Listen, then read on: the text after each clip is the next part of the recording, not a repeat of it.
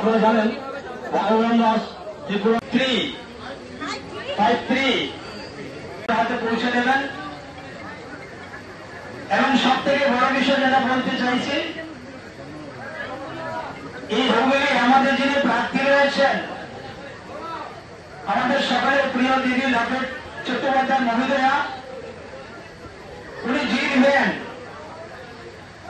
এই হুগলি জিতছে, কোন সরকারের সঙ্গে আপনারা জিতছেন, হুগলি জিতবে।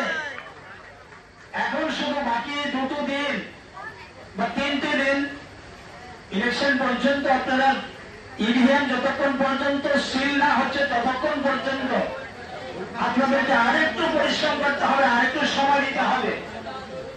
তাহলে আপনাদের ভাগ্য খুলে যাবে এবং আপনাদের শুধু না, গোটা পশ্চিমবাংলার ভাগ্য খুলে যাবে। আর এই পশ্চিমবাংলার আগামী দিনে ভারতীয় জনতা পার্টি সরকার হতে চলছে। তার জন্য আমরা ত্রিপুরা থেকে যতটুকু সম্ভব আমরা আপনাদেরকে সহযোগিতা করার চেষ্টা করব। কারণ গোটা দেশ পশ্চিমবাংলার দিকে তাকিয়ে আছে, আর বিশেষ করে ত্রিপুরা আমরা বরাবর পশ্চিমবাংলার দিকে আমরা তাকিয়ে থাকি যে পশ্চিমবাংলা কি হবে, পশ্চিমবাংলাকে এগিয়ে যেতে হবে। আমাদের যত